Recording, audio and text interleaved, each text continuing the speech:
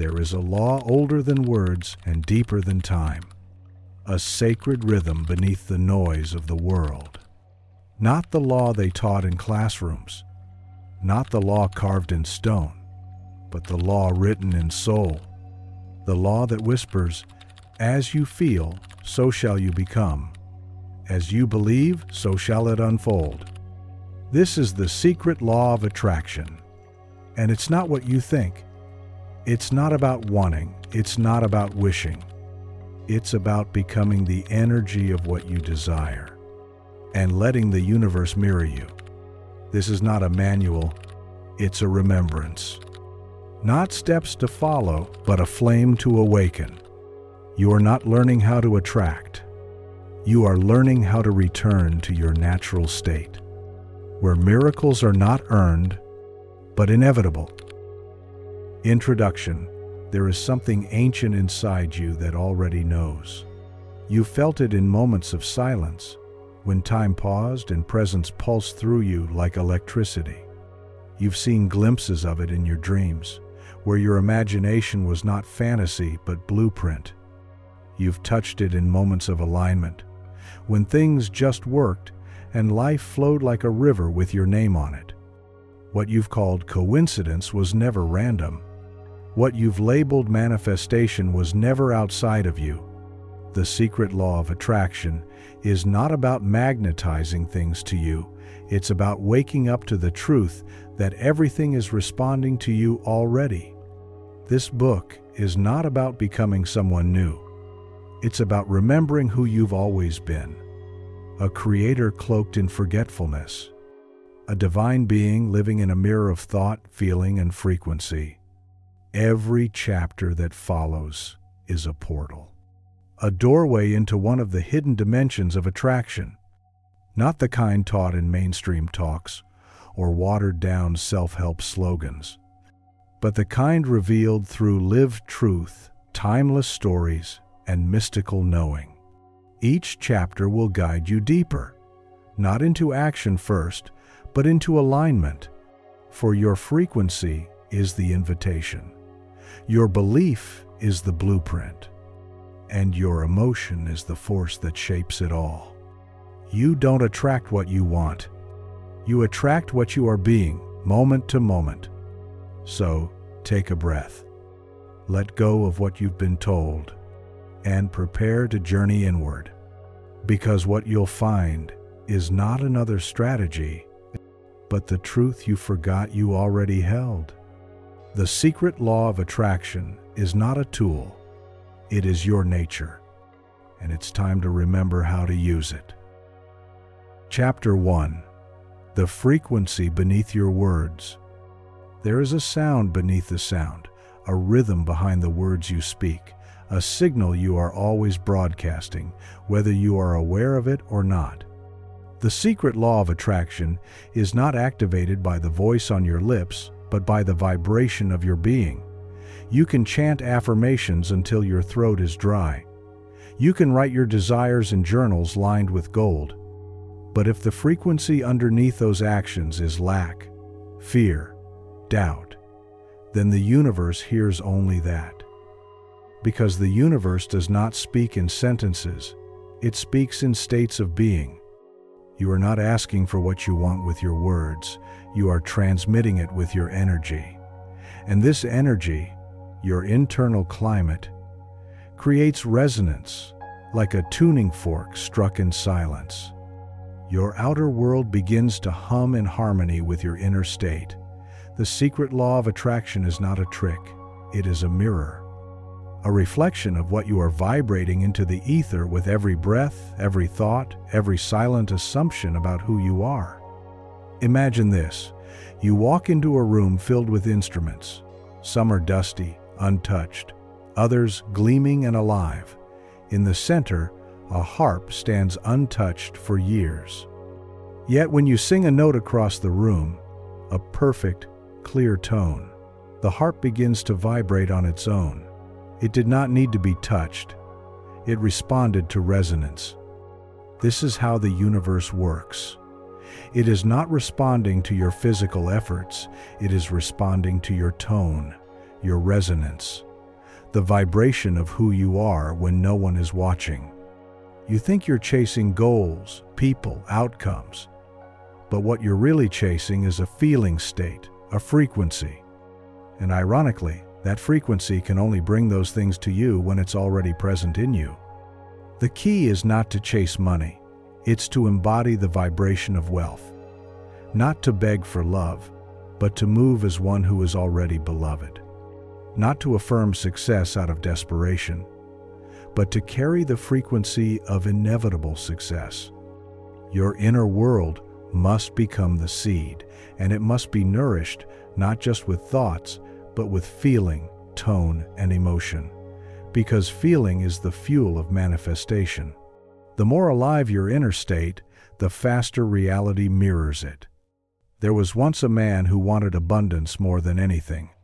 He studied, read, and spoke affirmations day and night. But inside, he was gripped by fear. Fear of running out, fear of being unseen, fear of being forgotten, and no matter what he tried, nothing shifted. Until one night, exhausted, he sat in silence and asked a different question. Not, why am I not getting what I want? But, what frequency am I living in right now? He realized his true state was not abundance, it was survival. So he changed everything, not by adding more actions, but by subtracting fear. He began to imagine what it would feel like to be free, secure, radiant. And slowly, life responded. Money came, not from chasing it, but from matching it. That's when he understood. The frequency you live in is the future you walk into. Your job is not to force the universe. It is to tune yourself to the reality you desire, to become a living transmission of the result you wish to see. And the question to ask is not, how do I get there? But, who do I need to become now? When you walk with the frequency of completion, everything incomplete in your life begins to shift. When you embody joy, opportunities dance toward you. When you live in gratitude, the universe finds more things to give you thanks for. This is not magic, it is law. Not because someone said so, but because the field is intelligent. It hears the song beneath your words and shapes form to match tone. Have you ever noticed how some people seem to receive easily, as if life bends in their direction? It's not luck, it's alignment, it's vibration, it's frequency. They are not begging, they are becoming. And you can too. Start now, not by asking for more, but by sitting in stillness and tuning into what you are broadcasting. Feel into your body.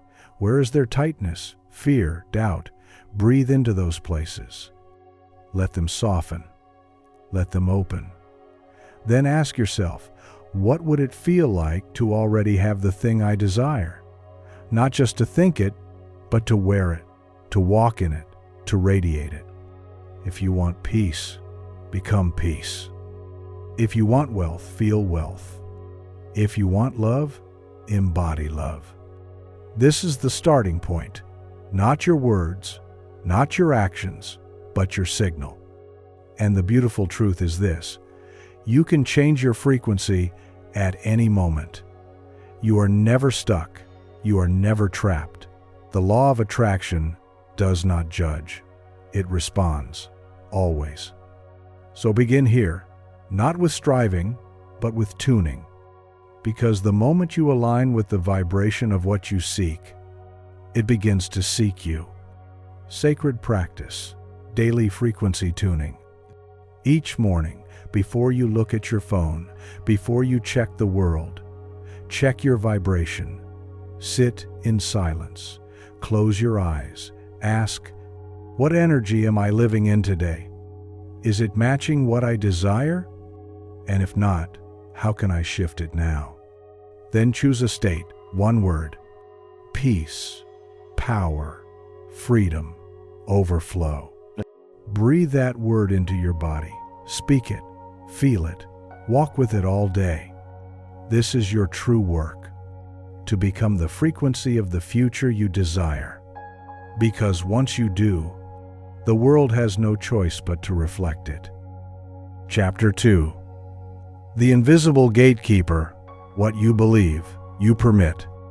There is a silent law that governs all manifestation.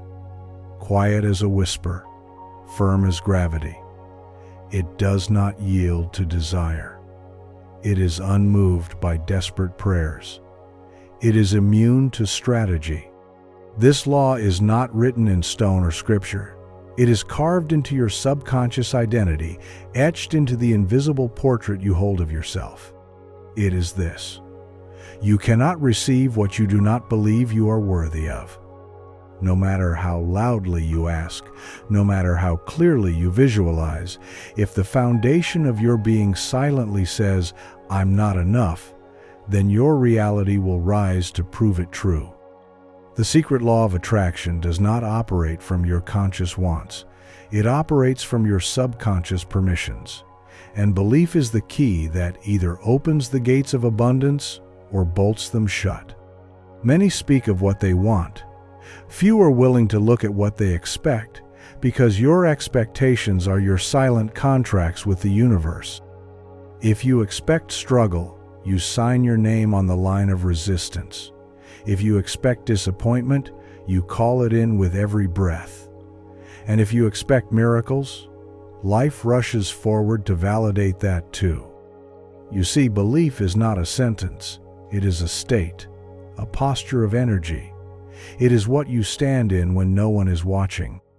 You may speak of abundance, but if you carry shame around money, guilt around receiving, or fear around success, those unseen beliefs become your dominant frequency. And the universe, faithful mirror that it is, responds with precision. Imagine this: a garden gate, rusted from years of neglect, stands between you and a field of infinite blessings. On the other side, all that you desire waits: love, wealth, creativity, freedom. But you never walk through, not because the gate is locked, but because you believe it is not yours to enter. That belief, formed long ago, perhaps from someone else's words, someone else's wounds, became a boundary, an invisible barrier that now defines the edge of your life. Until one day, you decide to test it. You reach forward, and to your surprise, the gate opens. Not with effort, but with awareness, because it was never locked. It was only closed by the illusion of your own unworthiness. This is the truth of belief. It is not about convincing the universe. It's about remembering your own power to permit. You are not waiting for blessings. You are either allowing them or rejecting them through the silent stories you carry inside. There was once a young woman raised in a home where money was whispered about like a curse, where every dollar earned came with guilt, where dreams were called dangerous and self-worth was always conditional. She grew up repeating affirmations. She studied the law. She visualized luxury and ease. But inside, a quiet voice whispered, "It's not for people like us." And no matter how hard she tried, nothing changed. Until one day she realized she didn't need to work harder, she needed to rewrite the story. She sat down and asked herself, who told me I couldn't have it? Whose fear am I carrying? And when she traced it back, she saw it clearly. Those beliefs weren't hers. They were inherited, absorbed, programmed. So she let them go. Not all at once, but layer by layer. She began saying yes to little things, compliments, opportunities, gifts. She practiced feeling safe while receiving. She began to expect good, not as a fantasy, but as a birthright. And slowly life changed. Because she no longer asked for permission, she gave it to herself. This is the secret most don't tell you. Belief is not a fixed structure. It is a living code, and it can be rewritten. What you believe about money, love, success, time, it shapes the lens through which life must flow. It's not about proving yourself worthy. You were always worthy. The real work is remembering that you never had to earn what was already yours. So take a moment now. Close your eyes. Ask yourself honestly, what do I believe I can have? What do I believe is possible for me? Where do I feel resistance, tightness, contraction? That's where the gate is. Not outside you, but in the map of your mind. And the most radical act of manifestation is not to wish harder. It is to believe deeper, to embody the truth that you are already worthy, already enough, already chosen. Because the law does not respond to your desperation. It responds to your certainty. And belief is the foundation of all certainty. You are not manifesting with your hands. You are manifesting with your identity. So build it wisely. Sacred practice. Rewrite the inner contract. Take out a journal. Write down the phrase, I am allowed to receive. Complete the sentence freely, without filters. Let the answers surprise you. Then, write a second version. I no longer believe. List every inherited, limiting story you are ready to release. Speak each one aloud and say, this no longer defines me. I choose a new belief. Close with this affirmation, spoken slowly, with feeling. I am the one who permits abundance. I am the one who opens the gate. I believe. I receive. Do this daily for 7 days. Watch how the world reshapes itself, not because you forced it, but because you allowed it. Chapter 3. You are the mold. Identity shapes reality. You are not chasing your desires. You are meeting reflections of yourself. Every person, every experience, every obstacle and opportunity, they do not arrive by accident. They arrive by resonance with the concept you hold of you.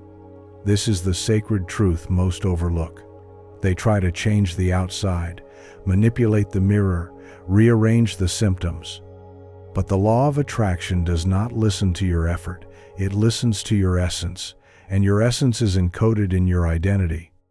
Not the identity others see, not the name on your passport or the labels society places on your skin.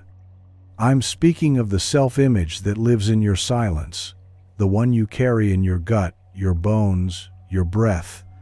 That identity is the mold, the shape into which life must pour itself. Not because the world is cruel or unkind, but because reality is loyal. It will not betray the image you are committed to, even if that image is small, limited, or false. You may say, I want success, but if you still see yourself as someone who is unworthy of attention, unqualified to shine, or doomed to fail, then the law will not override your identity. It will reinforce it, not to punish you, but to show you what needs to shift. There was once a boy who dreamed of flying. Every night he saw himself soaring, through clouds, across stars. But in the waking world, he walked with a hunch, eyes downcast, voice soft.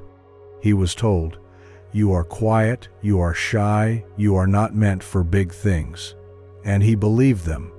Even when he dreamed of flying, he saw himself bound to the ground. Years passed.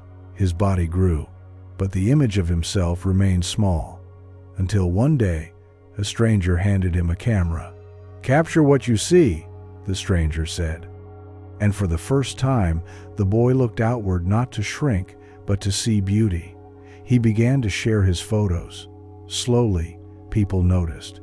You have a gift, they said. And something stirred inside him. Not because their words changed him, but because his self-image began to evolve. He was no longer the shy boy. He was the seer of beauty, the artist, the creator. And soon, Without trying to manifest, his world expanded. Opportunities flowed. His work flew across oceans. The law had not changed. He had. This is the unseen truth. Your reality cannot grow beyond the boundary of your identity. If you see yourself as poor, life will find ways to match it. If you see yourself as unlucky, you will stumble into misfortune. If you see yourself as chosen, blessed, abundant, then even when storms come, the sky will part for you. So many people ask, how do I attract more? But the wiser question is, who am I being right now? You see, the law of attraction is not about gluing positive thoughts onto a negative self-image. That only creates resistance. It's like putting diamonds on a cracked foundation. Eventually, it crumbles.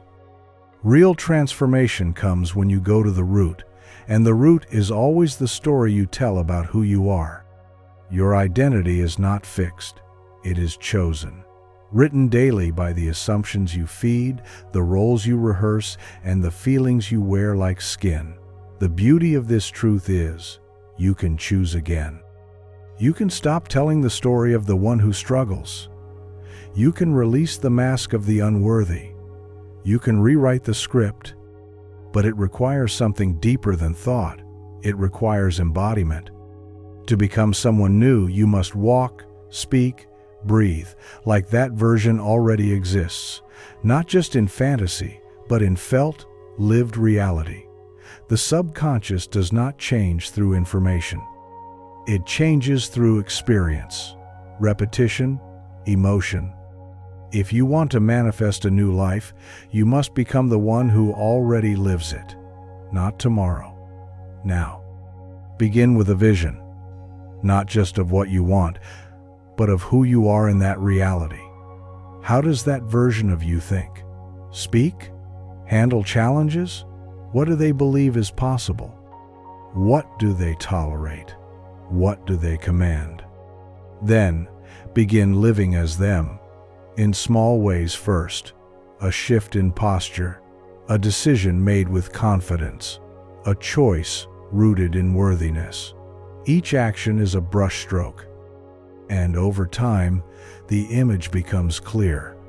Because here's the mystical truth: identity creates inevitability. Once you fully become, the world must follow. There's a reason the law doesn't respond to half-hearted affirmations. It's not listening to your words, it's watching your embodiment. Are you still walking like the one who is waiting? Or have you become the one who already is? You are not a beggar at the door of destiny. You are the one who builds the doorway with your assumptions, your self-concept, your energy. So step into the new shape, not timidly, but with bold reverence. Because life is not giving you what you want. It is mirroring who you believe yourself to be. And that is the ultimate power. You can change who you are. And in doing so, you change the world around you. Sacred practice. Embody the future self. Each morning, close your eyes and visualize a version of you who already lives the life you desire. Not in vague images, but in detail.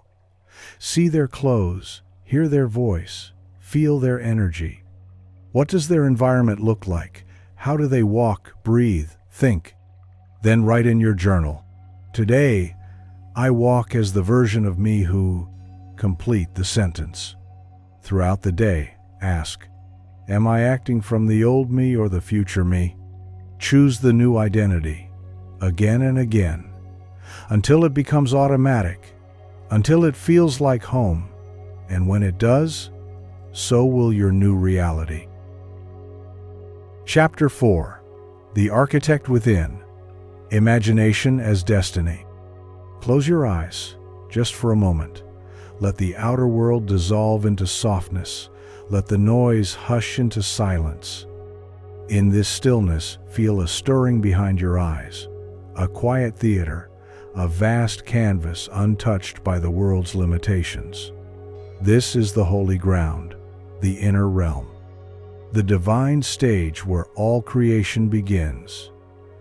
And you, beloved listener, are its sole architect. Before reality forms in flesh, it is whispered in imagination. The secret law of attraction is not activated by random thoughts or scattered emotions. It responds to vision that is felt, vision that is lived from within over and over until it crystallizes in the outer world. The ancients knew this. The mystics practiced it. The prophets spoke through it. And yet, most today have forgotten that their imagination is not a toy. It is a portal. A sacred brush that paints tomorrow on the canvas of today. The invisible artist that lays the blueprint before the builder even lifts a stone. You are always imagining something. Consciously or unconsciously, you are rehearsing futures, playing out scenarios, constructing identities. But the question is, what world are you building inside? Is it a world of doubt, fear, scarcity? Or is it a world of joy, expansion, and ease? You see, the imagination does not distinguish between reality and vision. To the subconscious, they are one and the same. When you imagine vividly, engaging all your senses, immersing yourself fully, you condition your inner world to accept it as true, and the outer world, loyal reflection that it is, begins to comply. There once lived a man in a small town with no wealth, no access, no visible path to success. But he had one thing no one could take: imagination. Each night, he would sit on a broken wooden chair, close his eyes, and imagine himself standing on the balcony of a grand estate. He would smell the sea breeze, feel the warmth of the marble under his bare feet, hear the rustle of trees swaying in the wind. He didn't beg the universe. He didn't ask, "How will this happen?" He simply lived it inside, every night, again and again. Until one day, he got an opportunity to move. A stranger helped him find work. A door opened, then another. And within a few years, he stood exactly where he once only imagined. On the balcony, sea breeze in his face, reality bent to match his vision. He did not make it happen. He became it first, in the silence, in the unseen. This is how powerful your imagination is. It is not pretend, it is precise creation. The clearer the vision, the deeper the emotion, the faster the manifestation. But here's the secret most don't understand. Imagination is not for wishing, it is for embodying. You must feel yourself already there, not as a dreamer, but as a participant in the scene. When you do this with consistency, the mind begins to rewire, the body aligns, the subconscious shifts, and the world, as it must, catches up.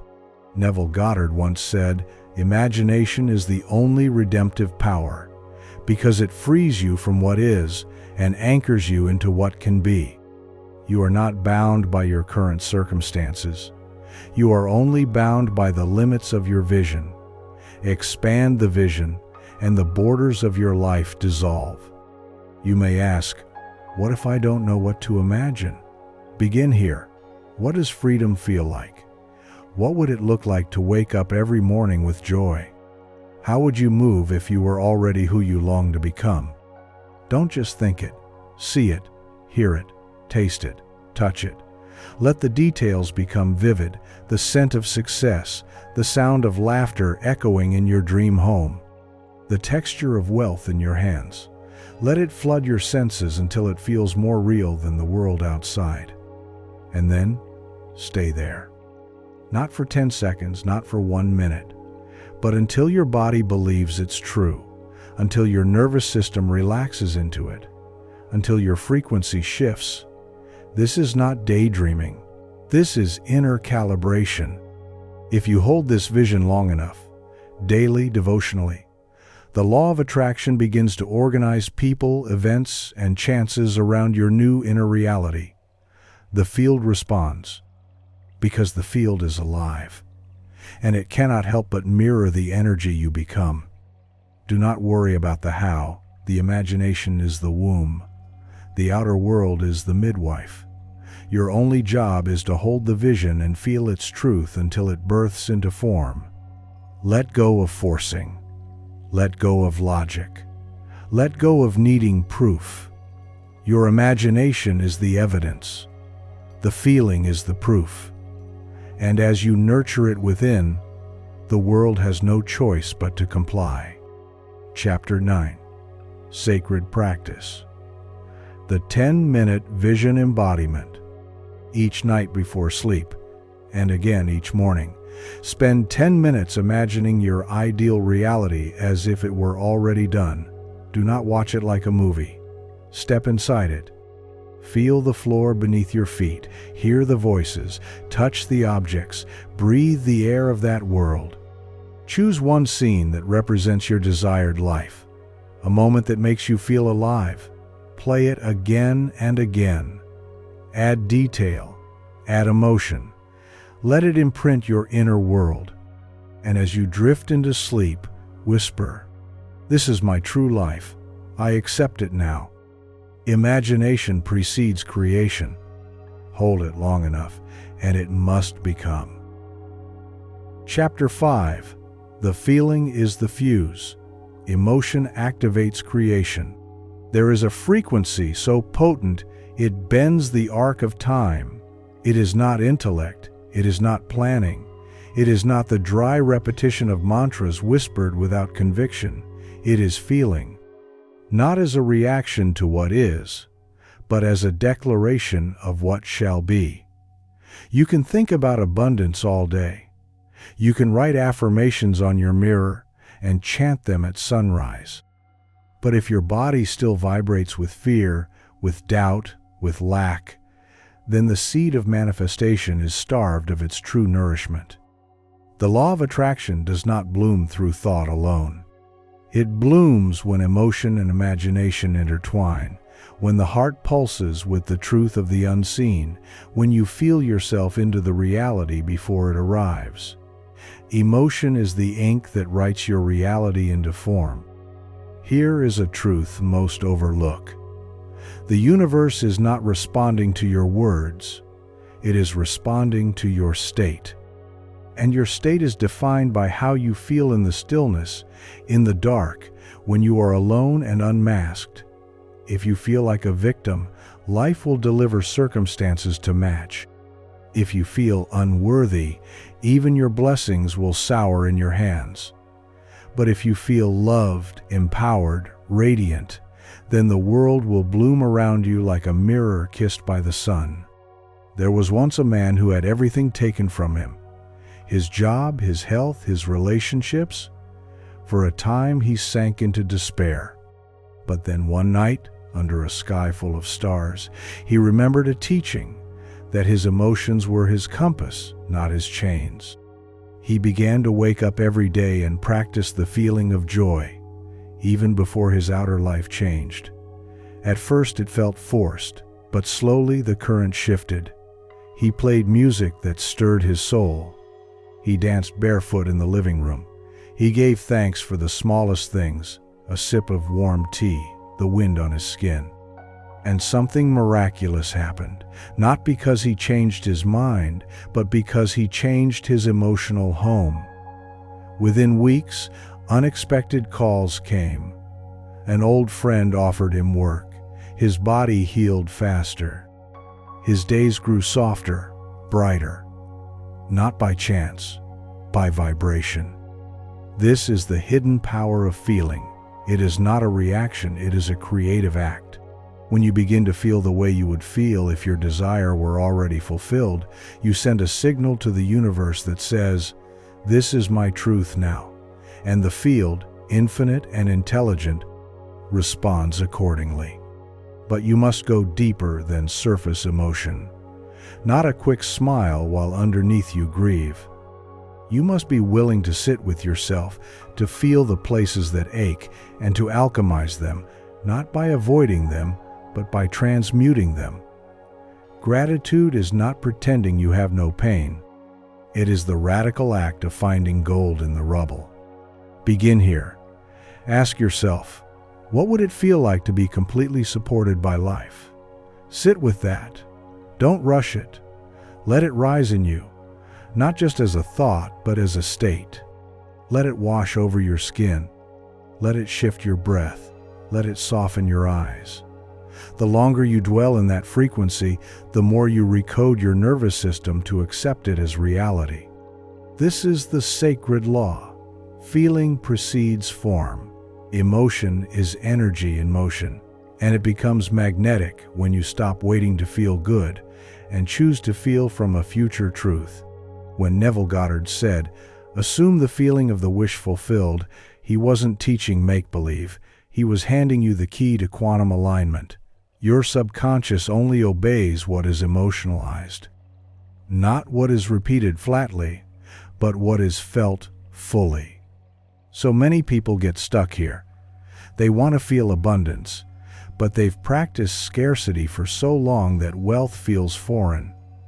They want to feel love, but their body is familiar with abandonment.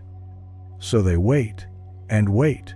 But the law doesn't respond to waiting, it responds to embodiment. That is the invitation of this chapter. Not to fake your feelings, but to cultivate new ones. To use imagination not just to see, but to feel. To stir emotion on purpose. To rehearse joy. To become fluent in gratitude, to study the language of safety and worthiness until they no longer feel like visitors, but like home. Because when you live in the emotion of your desires already fulfilled, you create a current so strong that reality has no choice but to follow.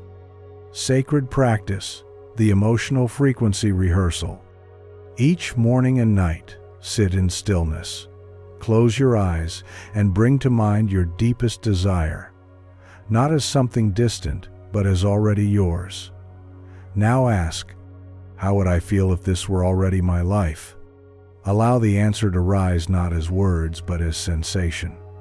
Maybe it feels like expansion in your chest, a smile behind your eyes, a warm hum in your belly.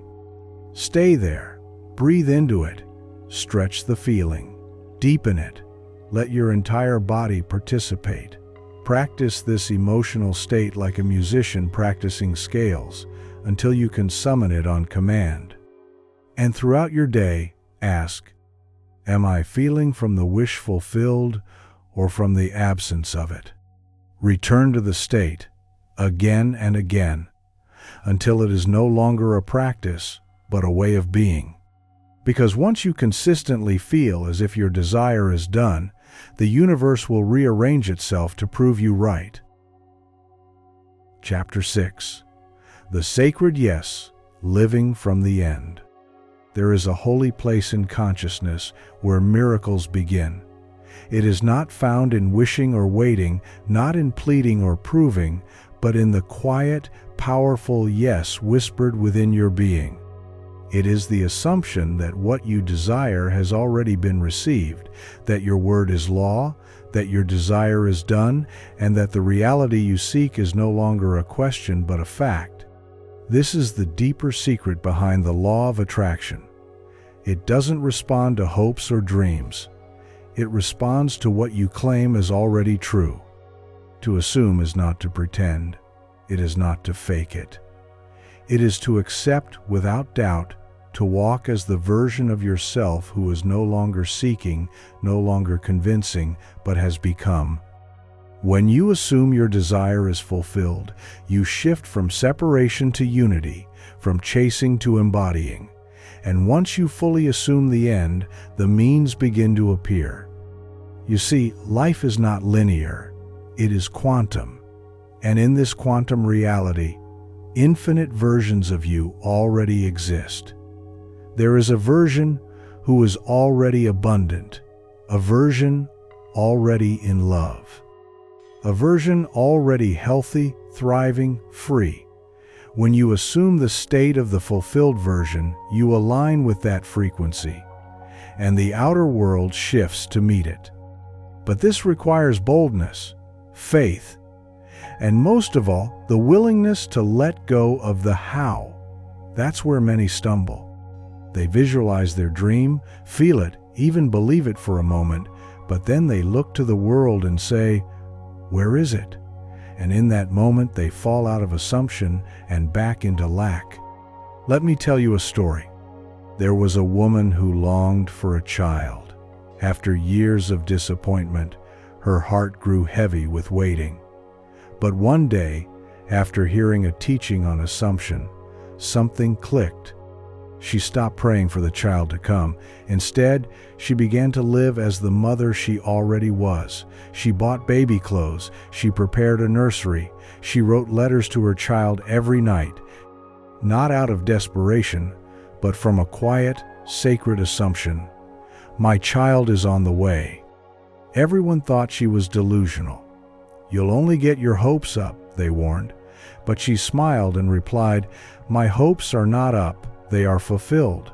Months passed. And then, without any of the methods she'd once tried, she conceived. Not because she figured out how, but because she stopped blocking the when with disbelief. Her assumption opened the gates. This is the unseen power of assuming the end. When you do it with conviction, when your mind, your body, your soul all say yes to the unseen, the universe bends. The means may surprise you. The path may be strange, but the result is inevitable because you're no longer calling it in, you're living from it. To live from the end is to greet each day as the one who already has. It means you no longer worry about what's missing. You walk with the peace of what's present, even if only in your inner world. And the outer world, like a faithful echo, begins to reflect it. But assumption is not just mental. It must be integrated into your daily state. This means your actions, your choices, your posture, your voice, all begin to match the frequency of the fulfilled self. You don't wait for money to feel wealthy. You walk with abundance now. You don't wait for love to feel worthy. You treat yourself as loved now. You don't wait for success to feel confident. You speak with power now. Assumption turns imagination into experience. It's the moment when the seed of desire is no longer buried in hope, but has bloomed into truth in your inner garden. Neville Goddard, the great mystic, taught that when you live from the end, your subconscious mind gets the instruction, this is real now. And from there, it activates unseen forces, draws people into your orbit, rearranges timelines. You're not manifesting like a beggar. You're commanding like a creator. So ask yourself, what have I been assuming? That life is hard? That things never work out? That I'm always overlooked? Always waiting? These unconscious assumptions are writing your script. But the miracle is this: you can choose again. Right now, begin with a simple but radical shift. Assume the best. Assume things are working out. Assume the universe is conspiring in your favor. Assume your desires are not distant, but here waiting for your recognition. Assume the end and walk like it's done. Because the truth is, it already is. You're not here to earn your desires. You're here to align with them. And alignment begins with assumption. Walking in the end scene. Each morning, choose one desire that lives in your heart. Now, instead of visualizing it as something you hope to reach, imagine it as something already complete. Ask, if this were already done, how would I move today? How would I feel, speak, act, decide? Write down your answers. Then, live from them. Let your posture match the fulfilled version. Let your tone, your thoughts, your emotions reflect that it's already yours. Before bed, revisit your end scene. Whisper, it is done. I walk in the fulfillment now. Repeat this sacred assumption daily until you no longer wonder if it's coming, because you know it's already arrived. Chapter 7. Releasing the blocks, clearing the path within. Every dream must pass through a narrow gate, and the gate is not out there, it is in you. The path to manifestation is not always paved in golden light.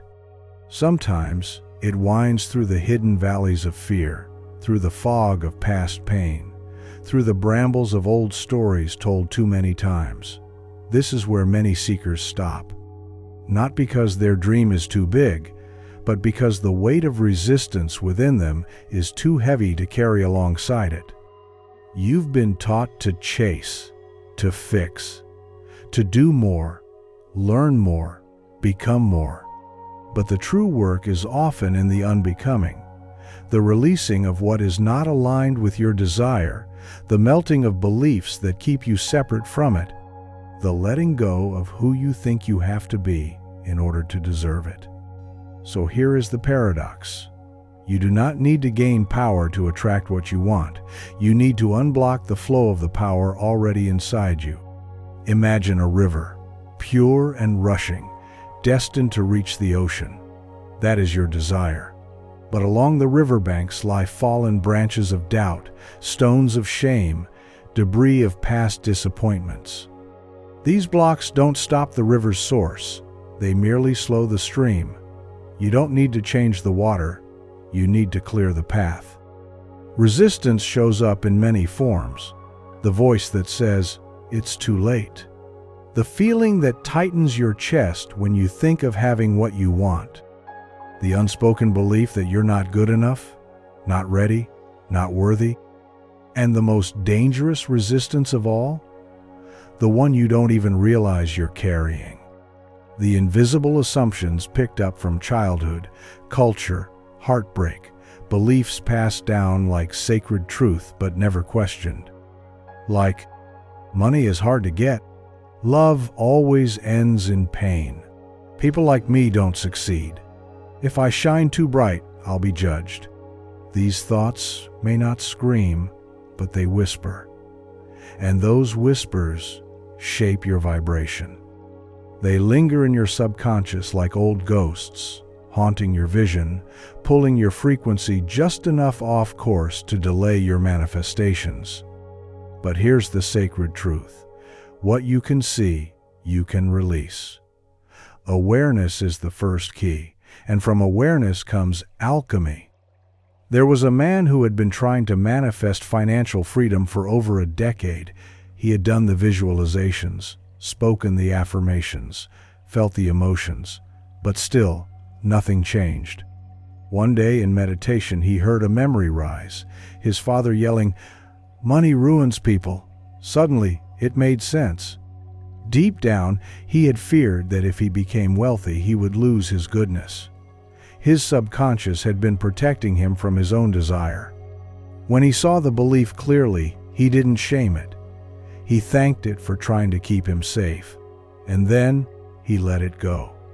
Within months, new streams of income flowed in, not because he did more, but because he was no longer pushing it away. That's the power of clearing inner blocks. Your desires want you. They are already trying to reach you, but they cannot land in a heart cluttered with contradiction. So ask yourself gently, where am I still saying no?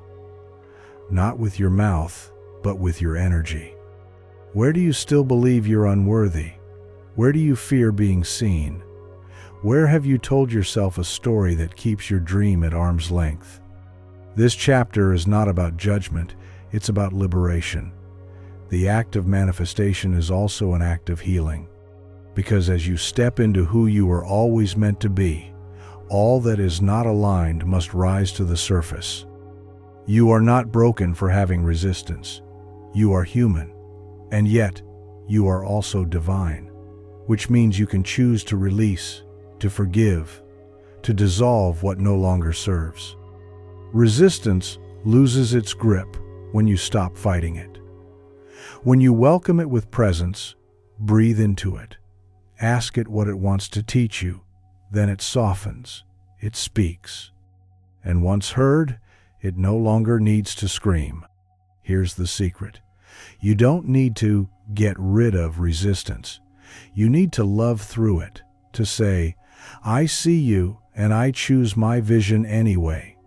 That is power. And here's something most never realize. Your greatest block often becomes your greatest doorway. The wound you carry may be the exact portal your manifestation comes through. Because in healing it, you expand your capacity to receive. So today, do not just ask for more. Ask for clarity, for light to shine where your shadows linger, for the courage to release what no longer fits who you're becoming. Because your abundance, your joy, your love, they are not outside of you. They are simply waiting for you to become the version of yourself who can hold them without resistance. Hebelder. Sacred practice. The resistance-releasing ritual. Find a quiet space. Sit in stillness. Place one hand on your heart, the other on your belly. Breathe deeply. Ask yourself, where am I still holding resistance to my desire? Let whatever comes arise without judgment. A belief, a memory, a sensation. Name it aloud. I see you. I hear you. I love you. Then ask, what would I need to believe to fully allow my desire in? Write the answer. Feel it. Then, in your own voice, declare, I now release all resistance to receiving. I open fully to the good that is mine. Repeat this whenever you feel stuck. Remember, you don't need to force the flow, you just need to clear the channel. Your power is not in what you fight, it's in what you surrender. Let go, and let the current carry you home. Chapter 8. The Sacred Repetition. Becoming what you rehearse. Creation is not an event, it is a becoming. Every day, you either reinforce your current reality or rehearse your next one. You are not waiting for the world to change. You are training yourself to align with the change you choose. This is the holy discipline of sacred repetition. And repetition, when done with presence, is not boring. It is transformative. It is how stars are born, how mountains rise, how artists master their craft, and it is how you master your frequency. We live in a world that worships speed, instant results, and viral moments. But true manifestation honors consistency, not in frantic action, but in embodied awareness. It is the practice of becoming, again and again, the version of you who already has what you seek. Not once, not twice, but until it becomes natural, until it becomes you. The mind learns through repetition. The body learns through repetition. The subconscious rewires through repetition. Every time you rehearse the state of the wish fulfilled, you etch a deeper groove into your inner world. Eventually, the groove becomes a pathway, and the universe walks that path straight into your experience. There was a man who once told me he had been trying to manifest love for years. He had vision boards, affirmations, meditations, yet every relationship ended the same way. When we spoke, I asked him one question: what do you practice more, being loved or being abandoned? He was silent. Then he whispered, I suppose I've rehearsed heartbreak more than anything else. That was his turning point. He didn't need new affirmations, he needed new emotional rehearsal. So every day he sat in silence and practiced feeling loved, fully, safely, deeply. At first, it was uncomfortable, foreign, but he stayed with it, rehearsed it, became it. And when love finally appeared, it wasn't shocking, it felt familiar, because he had practiced it in his nervous system, his thoughts, his breath. This is your task now, to live your future truth in your present moment, again and again. Not to impress the universe, but to attune yourself to it. not to beg life to change, but to build the muscle of belief so deeply that the world has no choice but to reflect it. You must become a ritualist of your new identity. Wake up and walk like the one who already is. Speak like the one who knows. Breathe like the one who's free. And when the old self tries to return, and it will, you gently rehearse your truth again. Repetition is not weakness, it is devotion. You don't go to the gym once and expect lifelong strength. You don't drink water once and expect eternal hydration. Why then do we expect one affirmation to rewrite decades of belief? It is not the force of a single moment, it is the gentle return, the steady remembering, the commitment to practice. And here's the great paradox. The more you repeat your new state, the more effortless it becomes. At first it may feel like effort, like acting, like make-believe. But the subconscious does not know the difference between real and rehearsed. It only knows what is repeated with emotion. So choose carefully what you practice. If you rehearse fear, it grows. If you rehearse trust, it deepens. If you rehearse gratitude, life gives you more to be grateful for. Your daily rituals are either sacred alignments or silent sabotage. Which are you choosing? You see, transformation is not in grand gestures. It's in subtle pivots done consistently. The 5 minutes you spend each morning feeling the state of your desire. The breath you take before reacting. The choice to speak differently about yourself. These are not small. These are the bricks that build your new timeline. And yet, do not treat repetition as punishment. This is not penance. This is play.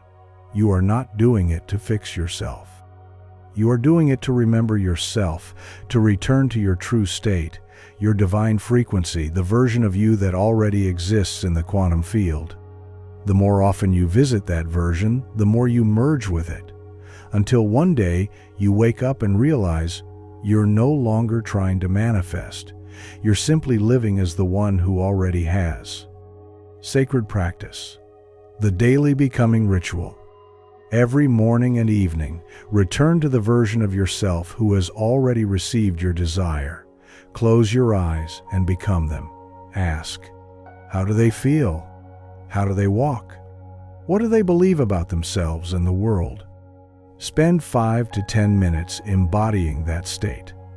Speak aloud in their voice. Move like them. Smile like them. Let your cells memorize it. Then, throughout the day, when old patterns arise, pause and ask, am I rehearsing the past or the future I choose? If the answer is the past, stop, breathe, return, repeat. You are not waiting for change. You are practicing it into reality. This is your devotion. This is your power. Chapter 9. Faith Beyond the Eyes. Trusting the Unseen Current. There is a moment on the path when the physical world seems unchanged. You've felt the shift inside, rehearsed your new state, spoken your truth into the silence, and yet the mirror hasn't reflected it back. This is where many turn back, not because they didn't believe once, but because they stopped believing too soon. The seed was planted, the soil was rich, the light was coming, but the roots had not yet broken through, and so they declared the soil barren, not realizing the garden was just beneath the surface. Faith is the bridge between your desire and its arrival. It is not a blind hope. It is a conscious trust that what is unseen is no less real than what is seen. The law of attraction is activated by frequency, but it is sustained by faith. Without faith, your energy flickers. Your vibration becomes inconsistent. You may start in alignment but fall back into questioning, doubting, checking.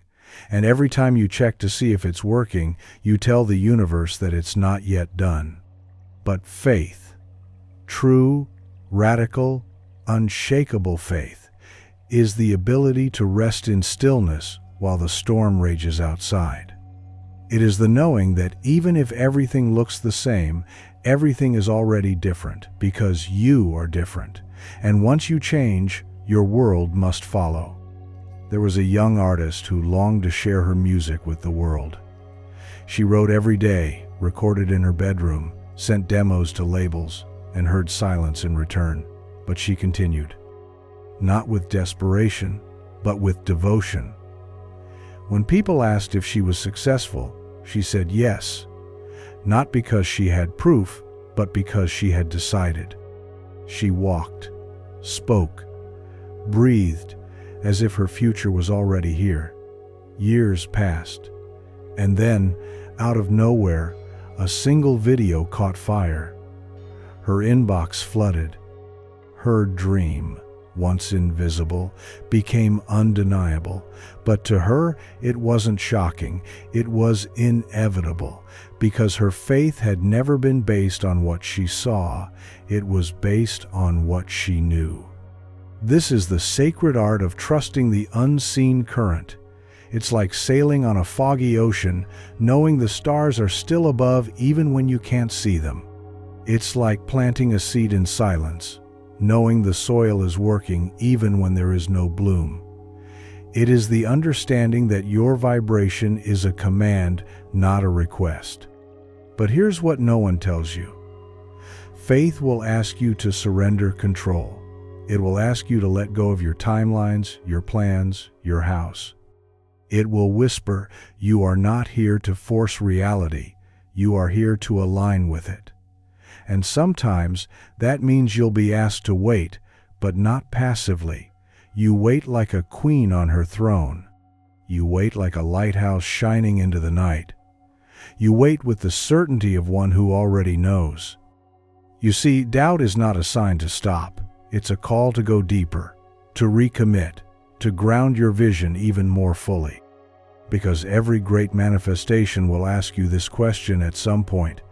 Do you still believe, even when nothing around you confirms it? And when your answer is yes, when you can stand in the fire of delay and still declare, it is done, that's when the universe cracks open. That's when the dam breaks. That's when the bridge is crossed. Faith isn't passive. It is an active alignment with what you've claimed. It means you continue to feel the feeling, do the practice, rehearse the truth, not for evidence, but because it is your new identity. Faith says, I don't need proof to believe. I believe, and that creates the proof. And remember, the moment before your breakthrough often feels like nothing is happening. The silence is not absence, it is gestation. The universe is not ignoring you. It is organizing everything to meet your vibration. But if you abandon your faith too soon, you cut the current. You delay the delivery. So how do you strengthen your faith? You feed it daily. You speak it. You write it. You surround yourself with symbols of your new timeline. You look in the mirror and remind yourself, I am the creator. And what I declare becomes. Every time you act with faith, even in the absence of evidence, you shift the field. You bend reality. Because reality is not responding to what you see, it is responding to what you believe is true. Sacred practice. Anchoring unseen certainty. Each morning, before the world speaks, speak your own truth. Place your hand over your heart. Close your eyes. Imagine your desire fulfilled, not just emotionally, but energetically. Now ask, can I trust this even if I never see it today? If there is fear, name it. If there is doubt, hold it gently, then declare, I release the need for proof. I walk in certainty now. My desire is done. I don't chase, I attract. I don't seek, I know. Now, throughout the day, act as if your desire is on its way now. When your mind looks for signs, smile and whisper, it is already mine. Let that be your mantra. Let that be your frequency. Let that be your song. Because when faith becomes your foundation, miracles stop being miracles. They become normal. Chapter 10. Inspired Action. When energy becomes movement. There is a moment when the vibration you've nurtured becomes too full to stay inside. It overflows. It spills out into movement, into words, into decisions. This is inspired action, not logical, not planned, not checklist-driven, but a natural extension of the state you've claimed. Just as a tree does not strain to drop its fruit when ripe, you too must not force action, but flow into it. The law of attraction does not exclude action, but it demands that action be born of alignment, that it be anchored in identity. Because movement taken from fear only creates more chaos. But movement taken from clarity, that's when the path lights up under your feet. Imagine this. A woman desires to create her own business. She visualizes, she aligns, she embodies abundance, but then she sits and waits, frozen. Why? Because she's been told to just trust the universe, and in her mind, action feels like mistrust. But here's the paradox. True trust often inspires movement. Not to make it happen, but because, in your belief, you know it's already unfolding, and so you participate joyfully in the unfolding. One day, she feels the nudge to write a post. Just one. Her heart flutters. Her mind protests. But the energy is there, aligned, clean. She writes. She shares. That post is seen by someone who invites her to speak. One speech turns into a client. One client becomes a network. And slowly, her desire materializes. Not through pressure, but through following the frequency. You see, inspired action is not about force, it's about flow. It often comes as a whisper, a spark, an impulse that feels both thrilling and terrifying. But when you act on it from your highest state, not to get, but to express, you are saying to the universe, I am ready. And the universe meets readiness with momentum. There's an old parable told in the East of a man who wished to cross a wide river. He stood at the edge, waiting for a bridge to appear.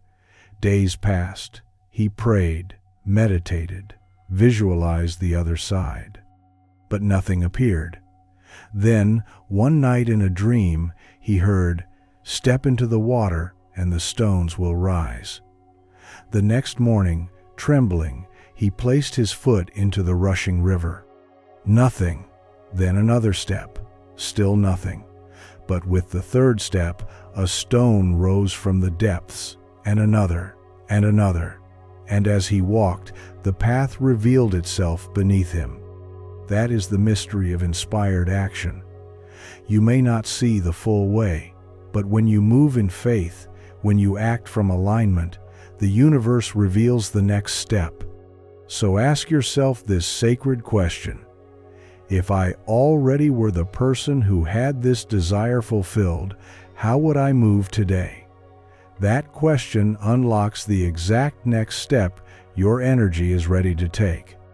It might be a phone call, a bold yes, a gentle no, a change of scenery, a new idea that arrives in the shower.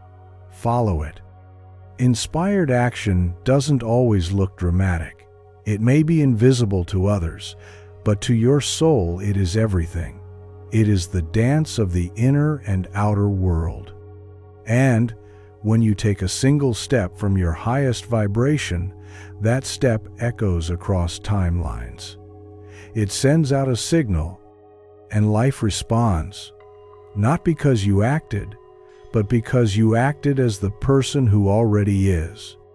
There is no formula, no step-by-step, because inspired action is intimate. It's personal. It cannot be copied. It can only be felt. And the more you trust it, the louder it speaks. The more you listen, the more it guides. But beware of false urgency. The voice of alignment is never frantic. It's never, "If I don't do this now, I'll miss my chance." That's fear, scarcity, desperation. True inspired action feels different. It's like a note that harmonizes with your being. It may be bold, but it never panics. It may challenge you, but it doesn't bully you. And when you miss a moment, because you will at times, do not punish yourself. The flow never ends. What you miss today returns tomorrow in another form. Just stay open. Stay in vibration. Stay willing. Here's what most never realize. The universe does not reward action. It rewards alignment before action. You could take 1,000 steps from lack and go nowhere, or 1 step from wholeness and shift everything. So, begin to see your actions not as efforts to create, but as evidence that it's already created. Speak from the place of it being done. Walk from the place of it being yours. And if ever you're unsure, pause. Return to your frequency. Align first, then move. You are not a puppet of circumstance. You are the conductor of energy. You are the song and the singer. And the moment you begin to move as your future self, the present begins to rearrange around you. Sacred practice. The aligned action portal. Each day, after your meditation or alignment ritual, ask yourself, what is one action my highest self would take today? Write it down, feel into it. Make sure it excites you, even if it scares you a little. Then ask, am I acting to get, or acting because I already have? Only take the step if the answer is the latter. Move from fulfillment. Let your action be a celebration of what's already done. When you walk with the energy of arrival, every door opens. Not because you forced it, but because you were vibrationally expected. Chapter 11. The Art of Receiving, Opening the Gate of Allowance. There comes a time when the work is done, the affirmations spoken, the self-concept sculpted, the inner garden tended with care, the seeds planted with love. And yet, still, nothing has bloomed. Why? Because deep beneath the surface, in the quiet shadows of your mind, there lingers an unspoken resistance. Am I truly ready to receive? Do I even feel safe having what I say I want?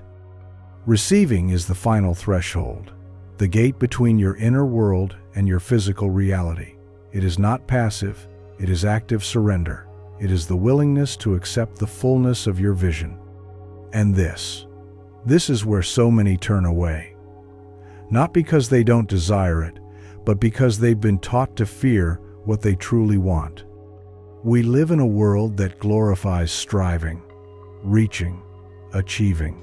We are told we must earn everything, that only through struggle do we prove our worth.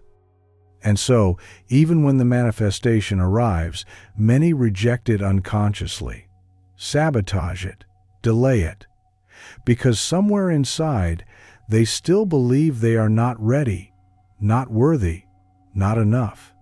But let me remind you now, you are not here to prove yourself, you are here to remember yourself. And the version of you that already has it, that version lives in allowance, in ease, in readiness. Not just to imagine, but to receive. Think of a river. It doesn't chase the rain. It opens itself to the flow. The current doesn't try to grasp the water. It lets it move through. And in doing so, it is fulfilled. This is the posture of receiving. It is open hands, open heart, open space. It says to the universe, I am available for what I've called in. I once knew a man who desired abundance. He visualized wealth, affirmed his worth, acted as if. And then, one day, A client offered to pay him triple his rate, without hesitation. But instead of saying yes, he froze. He stuttered. He discounted himself. "It's too much," he said. And just like that, the gift passed him by. Not because it wasn't available, but because he couldn't allow it in. We laughed later. He realized the issue wasn't belief. It was receiving capacity. And so we worked not on his business plan, but on his deservingness, his ability to sit with having without guilt, without fear, without apology. And this, beloved, is your sacred practice now. To allow, to say yes, to hold the thing you've called in and not flinch, not shrink, not run. Ask yourself, what would it feel like to fully, joyfully receive your desire right now? Would you celebrate it or question it? Would you let it land or try to pay it back? These answers matter because they reveal your true point of attraction, not what you want, but what you feel safe having. The truth is, many have grown addicted to longing. It becomes a familiar state, to want, to reach, to almost arrive. And arrival itself feels foreign, vulnerable, even threatening. Because now what? Now who are you without the story of the chase? But you are not meant to linger in the ache of becoming. You are meant to cross into having, into being. And that means rewriting the story that says you must struggle to be worthy. You are not manifesting to fill a void. You are manifesting to express your fullness, to live as the divine creator you've always been. And that creator knows how to receive. So breathe deeply into your belly, into your chest, into your hands. Feel the walls softening, the doors opening, the floodgates loosening. Say, with sincerity, I am willing to receive. I am safe to receive. I am worthy to receive. Not someday, now. Because here is the sacred truth. You do not receive what you want. You receive what you are ready to hold, what you can allow into your nervous system, into your story, into your identity. And so your only job now is to expand your capacity to allow. Start small. Say yes to compliments. Say yes to help. Say yes to ease. Practice the posture of receiving in all things, not just the big manifestations. Because how you receive one thing is how you receive everything. And every time you let life in, without apology, you signal to the universe, more of this, please. I am ready. Sacred practice, the receiving ritual. Tonight, as you lie in bed, place your hands over your heart. Close your eyes. Imagine your greatest desire arriving now, effortlessly, fully. Ask yourself, can I let this in? Notice what arises: resistance, joy, guilt, excitement. Don't judge it, just witness it. Now repeat silently or aloud. I am open to receive. I am ready to hold what I've called in. I allow abundance, love, success, and peace into every part of my life. Visualize yourself receiving without tension, without fear, just breath, grace, expansion. And tomorrow, when someone offers you help, a gift, a compliment, receive it without deflection. Smile, say thank you, let it in, and let it be a rehearsal for bigger blessings. Because what you can hold with peace, the universe delivers with ease. Chapter 12. The Power of Consistency. Becoming the vibration daily. There is a rhythm to creation, just as there is a rhythm to the beating of your heart, to the rising of the sun, to the inhale and the exhale. The universe does not create in chaotic bursts. It creates through pattern, through harmony, through repetition with presence. And so too must you. The truth is, most people don't fail to manifest because they lack belief. They fail because they don't hold the vibration long enough for it to crystallize into form. They treat manifestation like a wish, not a way of life. And in doing so, they drift. But manifestation is not something you do once. It is something you live. It is not a one-time alignment. It is a state you return to every single day. Just as you brush your teeth without question, just as you nourish your body without fanfare, so must you nurture your frequency, not as a chore, but as your chosen home. Imagine planting a garden. You would not water it once and walk away, expecting full bloom by morning. No, you return, you tend. You show up, day after day, even before the green appears. You trust the process. You make it a rhythm, and so it grows. This is how the universe responds, not just to the spark of desire, but to the consistency of devotion. There once lived a man who decided he would change his life. He wanted peace. Not the temporary kind that comes from escape, but the true peace that lives in the soul. And so, every morning, he sat in silence. 5 minutes at first, then 10. Some days, his thoughts raged. Some days, he felt nothing, but he stayed. Not out of pressure, but out of promise to himself. Weeks passed, then months. He didn't chase enlightenment. He showed up for it. And one day, as he sat beneath the same tree as always, he noticed something strange. The noise was gone. Not just outside, but inside. He had become the peace he sought, not through sudden transformation, but through steady return. This is what consistency does. It rewires you, not instantly, but inevitably, because energy, when sustained, becomes identity, and identity, when stabilized, becomes reality. Consistency is not perfection, it is persistence. It is the willingness to begin again, to return to center even after a storm. To recommit to your vibration, no matter how many times life tries to pull you out of it.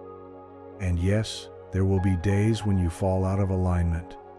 Days when doubt creeps in, when fear whispers, when the old self resurfaces. That is natural, that is human. But what matters is not that you never fall. It's that you return quickly, that you notice the slip, and gently guide yourself back, again, and again, and again, until alignment becomes your natural resting state. You must understand, every time you return, you reinforce the path. You make the frequency more familiar. You teach your body, your mind, your energy. This is home now. And over time, that return becomes easier, faster, smoother, until one day you realize you no longer have to try to believe. You simply do, because belief too is a habit. But how do you make consistency sacred? You create rituals, practices that root your vibration into the ground of your day. It could be a morning visualization, an affirmation in the mirror, a gratitude walk, a sacred journal. What matters is not the form, it is the energy behind it. That each day, you choose to become the version of you who already has it. And you do so not to chase a result, but because that version is who you are becoming. Let your frequency be non-negotiable. Let your alignment come before the world's noise, because the world will always offer chaos. But your vibration can become an anchor, a lighthouse, a song that never changes key, even when the winds blow wild. And in this consistency, something magical happens. The universe begins to trust you. It begins to organize around your new center. People shift, doors open, events align. Not because you force them, but because your steady vibration became the signal that called them in. Think of it like tuning a radio. If you keep changing the station, you hear only noise. But if you stay tuned to one frequency, the music becomes clear. So choose your station, stay on it. Let the signal get stronger with each day of return. And remember, it is not the grand gesture that shapes your life. It is the small choice, repeated. The daily return, the sacred pause, the breath before reacting. The moment of gratitude in the midst of stress. These are the quiet acts that change everything. So ask yourself, what would it feel like if I never left alignment? What if that was your baseline, not your peak? What if joy, peace, abundance were not goals, but defaults? Because they can be, they are, if you make them so. Sacred practice, the daily devotion. Choose one ritual, one practice that aligns your frequency. Something simple, something sustainable. And do it every day for the next 21 days, no matter what. Let it be your anchor, your return point. Then, at the end of each day, ask, did I live as the version of me who already has it? If the answer is yes, celebrate. If the answer is no, forgive and recommit. The power is always in the return. Remember, the universe is not responding to your perfect moments. It is responding to your consistent energy. Keep showing up. Because when you do, reality has no choice but to shift. Chapter 13. Manifestation as Destiny. Answering the call within.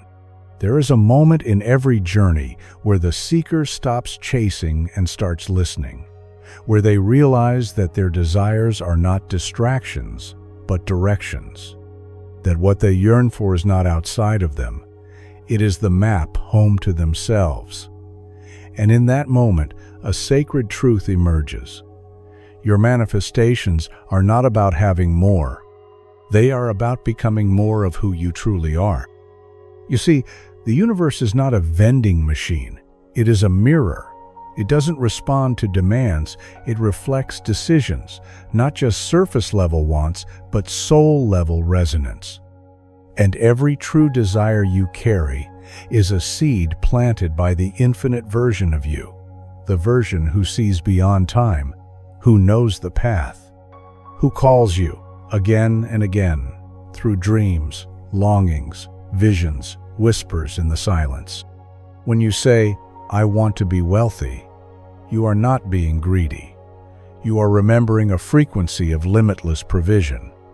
When you say, I want love, you are not being needy. You are remembering your oneness. When you say, I want freedom, you are not being unrealistic.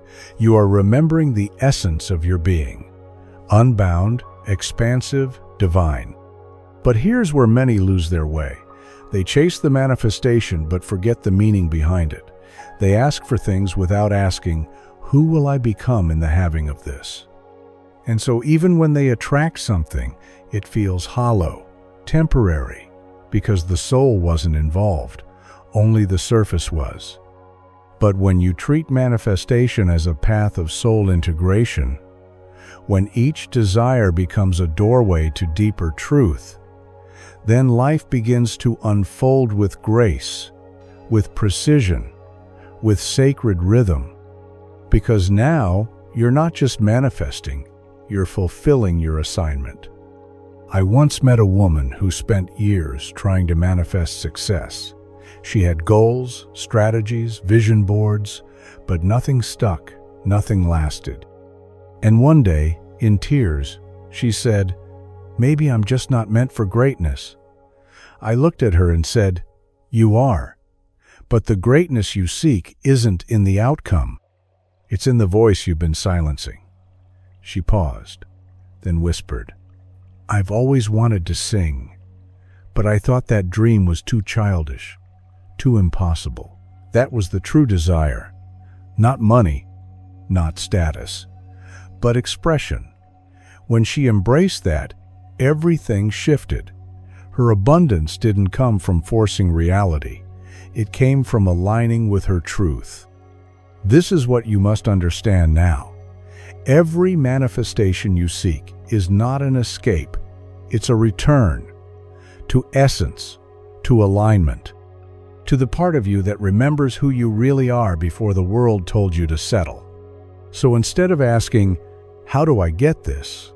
begin asking, "Who am I becoming as I attract this?" Instead of saying, "I want this thing," say, "I want to remember the version of me who already lives this truth." And as you do, your path becomes not just successful, but sacred. Because here's the secret. Your destiny is not a location. It's a frequency. You don't travel to it. You tune into it. And when you align your thoughts, emotions, and actions with that inner knowing, the outer world has no choice but to mirror your soul's blueprint. You are not here to manifest for vanity. You are here to co-create with the infinite, to bring form to formless vision, to embody divine ideas, to walk the earth as a living transmission of what is possible when spirit moves through flesh. And every time you honor your authentic desire, not the ones programmed into you, but the ones born of silence, depth, and courage, you activate your timeline. You step onto the path that was always waiting for you. And on that path, things flow. People appear. Opportunities align. Not because you forced it, but because you became it. The law of attraction, in its highest form, is not about ego. It is about remembrance. It is not about tricks and techniques. It is about trust. It is not about controlling outcomes. It is about embodying truth. So today, let yourself listen. Not to what the world says you should want, but to what your soul whispers you cannot ignore. That is your guidepost. That is your compass. And if you follow it, no matter how illogical or inconvenient, it will lead you not just to manifestation, but to destiny fulfilled. Sacred practice, aligning desire with destiny. Close your eyes. Place one hand on your heart and one on your belly. Breathe slowly. Ask yourself, what do I truly desire? Not because of what it will give me, but because of who I will become in the having of it. Listen, feel, don't judge, just notice. Now journal. What are my soul's desires? Who do I become when I honor them? How can I live that version of me today? Then, choose one small action aligned with your soul desire. Do it, not to get anything, but to become everything. Because your destiny is not in the future. It is inside you, calling you home through the path of manifestation. Chapter 14, The Sacred Release. Letting go to let it in. There is a moment, quiet but potent, that arrives after you've aligned your inner world with your desire. You've felt it, embodied it, lived as though it were already yours. And still, there is no knock on the door, no phone call, no sign. And this is where the old self begins to panic, to grasp, to question. But the awakened self, the one walking the secret path of attraction, knows that what comes next is not more effort, it is surrender, because manifestation is a dance. And part of the dance is learning when to step forward and when to release. Arms wide, heart open, trusting the rhythm of the unseen. You must understand, holding on too tightly to a desire signals lack. The moment you try to force it into being, you are affirming that it is still far from you. But letting go? That is the ultimate display of trust. That is when the universe hears, "I know it is done." letting go is not giving up. It is giving over to the wisdom that created galaxies, the intelligence that moves the tides, the source that knows how to deliver the perfect outcome at the perfect time. Think of a kite. You craft it with care, paint it with your dreams, and wait for the wind, but it will not fly if you grip the string with fear. You must loosen your hand, lift your eyes, and let it soar, trusting the sky to hold it. The same is true for your desires. You shape them, align with them, but you must also let them breathe. To clutch your dream with anxiety is to smother it. To release it is to set it free to return multiplied. There was once a man who desired deeply to change his career. He had done all the work, visualized daily, aligned with the feeling of freedom, written his goals, taken action. Yet months passed, and nothing seemed to move. Frustrated, he declared, "I give up," and booked a solo trip to the mountains. He left his vision board behind. He stopped checking his emails. He hiked, breathed, stared at the sky, and somewhere in the quiet something softened. He remembered who he was beyond the goal. He reconnected not with the thing he wanted, but with the essence of being alive. And when he returned home, his voicemail blinked. A job offer aligned more perfectly than he could have ever strategized. It hadn't come when he was trying, it came when he released. Because surrender tells the universe, "I trust your timing more than my own." But here's the paradox. Surrender does not mean apathy. It means deep inner certainty. The kind that says, "I no longer need to control because I know it's already mine." It is the exhale after the intention has been set, the silence after the prayer, the space in which magic operates. Many people never experience their desires because they never let go long enough for the universe to deliver. They plant the seed, then dig it up every day to check if it's growing. They obsess. They watch the clock. They ask, "Where is it?" And in doing so, they radiate the opposite frequency of trust. But when you truly release, when you say, "Even if it doesn't come, I'm still whole, I'm still enough, I'm still aligned," that's when miracles flow in, effortlessly. Because surrender is the final affirmation. It is you becoming so sure of your power that you no longer need to prove it. You walk, speak, move with the vibration of one who already has. And so the world responds, not to your words, but to your unwavering peace. And this peace, it isn't passive, it's magnetic. It pulls to you what you no longer chase. It summons the aligned people, places, and events, not through grasping, but through being. This is the true law. When you stop needing, you start receiving. When you stop chasing, you start attracting. When you stop forcing, the door opens on its own. And sometimes, letting go means letting go of the form, of how you think it must happen, of who you think must help you, of when it must arrive, because your ego plans, but your soul knows.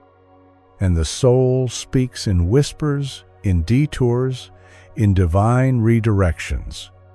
You may not always get what you thought you wanted, but if you release with love, you will always get what is aligned with your highest truth. And often, that is something far greater than what you imagined. So today, I invite you to soften, to trust, to exhale, not as a tactic, but as a truth. You are held, you are heard, you are remembered by the universe. What you've asked for has not been lost. It is on its way, surfing waves of timing, dancing with alignment, being sculpted into the perfect delivery. Let go and let it in. Sacred practice, the release ritual.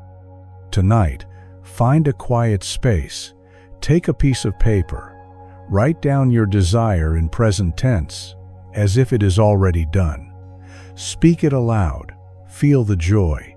Feel the wholeness. Then say, "And now I release this with trust. I no longer chase. I allow. I surrender." Fold the paper. Place it under a crystal, a candle, or inside a sacred box. Symbolically hand it over. Every time you feel anxious or impatient, remind yourself, "It is done. I let it go." The universe now moves without your resistance. Because the law is faithful, not to your effort, but to your energy. Chapter 15. You are the law, living as the source of all creation. There comes a moment when the seeker stops seeking. Not because they've given up, but because they've become what they were looking for. That moment is not loud. It does not announce itself with fireworks or thunder. It arrives quietly, like a soft exhale, like coming home after a long journey and realizing you were never lost. You just forgot. And now you remember. You remember that the law of attraction is not something outside of you. It is you. You are not using the law. You are the embodiment of it. Your thoughts are commands. Your feelings are frequencies. Your assumptions are blueprints. And your life? It is the reflection of your inner state, moment to moment. This is the final truth. You attract not what you want, not even what you think, but what you are. So, the question becomes, who are you willing to be? Are you willing to be the one who walks before evidence? The one who gives thanks before the manifestation arrives? The one who refuses to bow to circumstance because they know reality bends to their inner authority? To live the law of attraction is to live as if every word is a spell, every thought a creation, every feeling a magnetic pull. It is to walk the world knowing that the moment you decide something and become it within, reality has no choice but to respond in kind. This is not about pretending. It is about embodying. It is about stepping into the identity that already lives your desire. Not tomorrow, not next month, but now.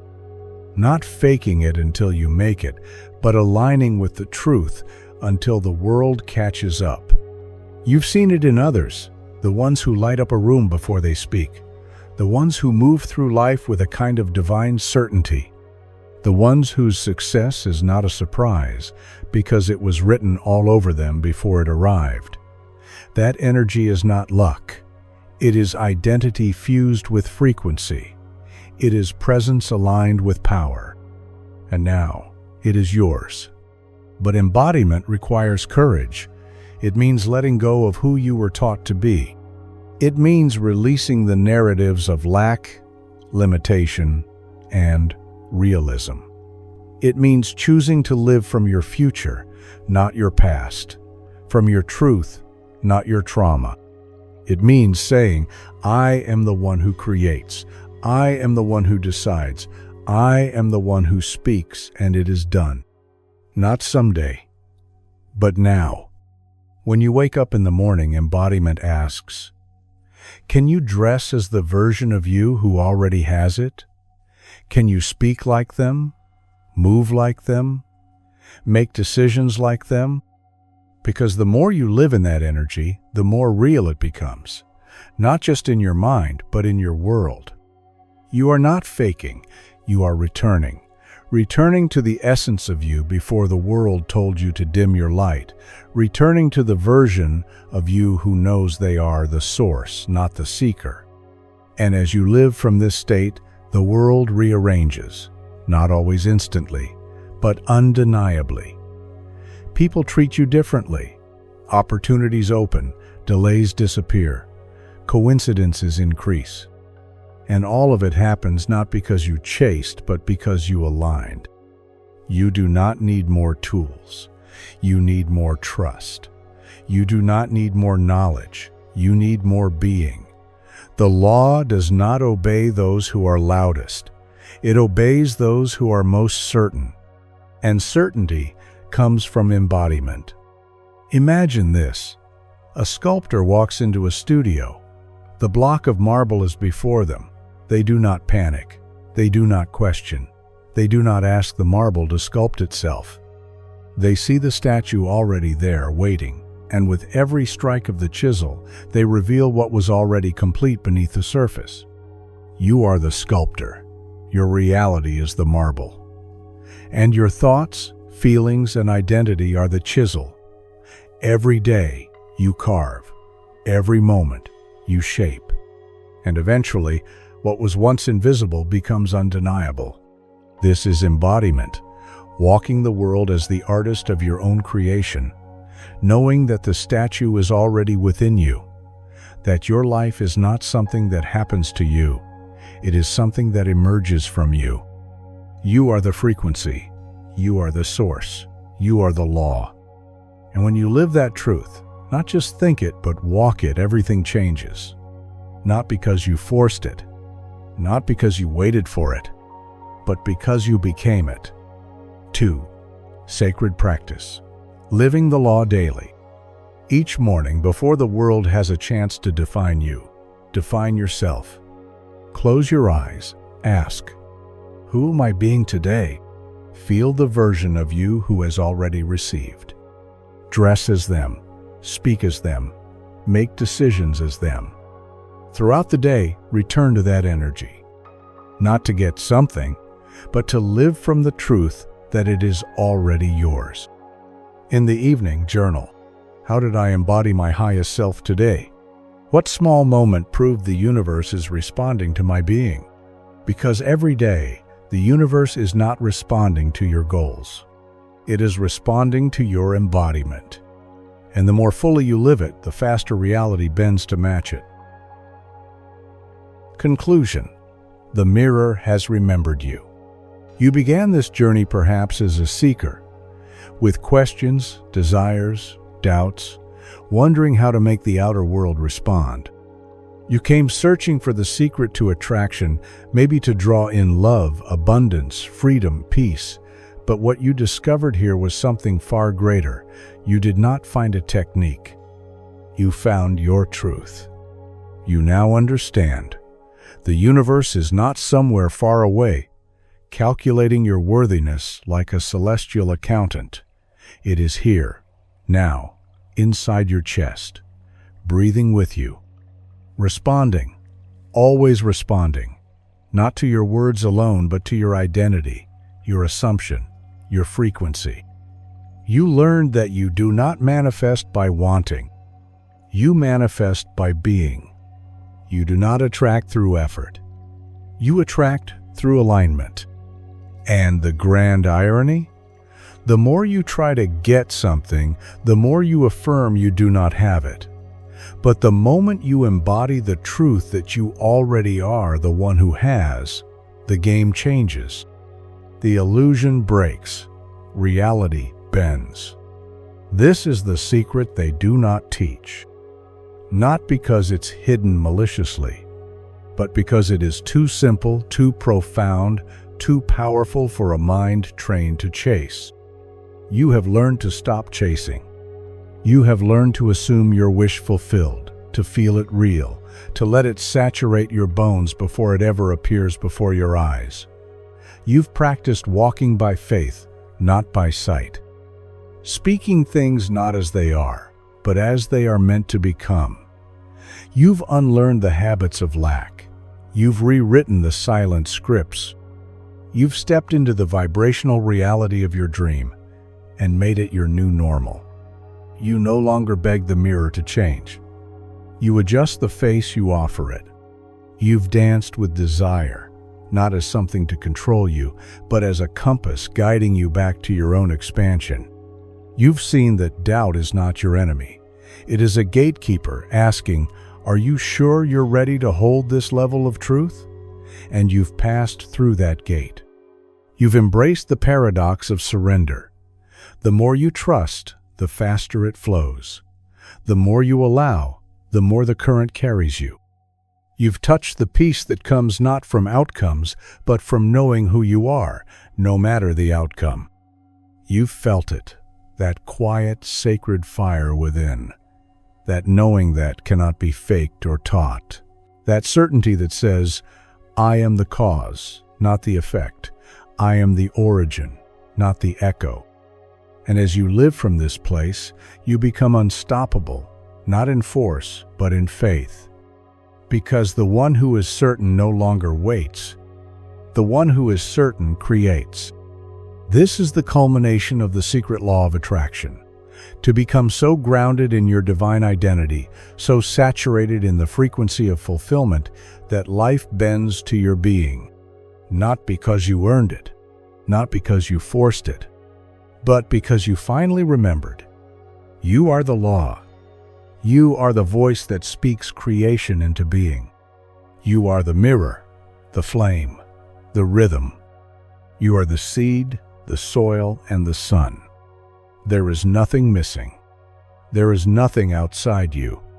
There is only this, a sacred dance of assumption and unfolding, a timeless truth reflected in your present moment, a whisper that says, you were never separate. You were always the creator. So what now? Now, you live.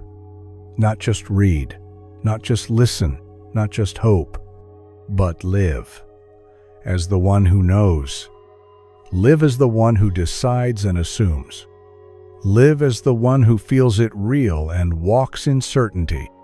Live as the one who no longer asks, how will it happen? But who simply states, it already has. Because the moment you declare it within, the mirror obeys. And the universe, your faithful echo, whispers back, yes, beloved, it is done. If these words stirred your spirit, let them become more than memory. Let them become your morning truth and nightly vow. Revisit these chapters not as teachings, but as mirrors. And if this journey awakens something within, share it, speak it, live it. Because the world does not change when one more person learns the law of attraction. It changes when one more soul embodies it. This is your time. Now go and manifest a life that makes the universe gasp.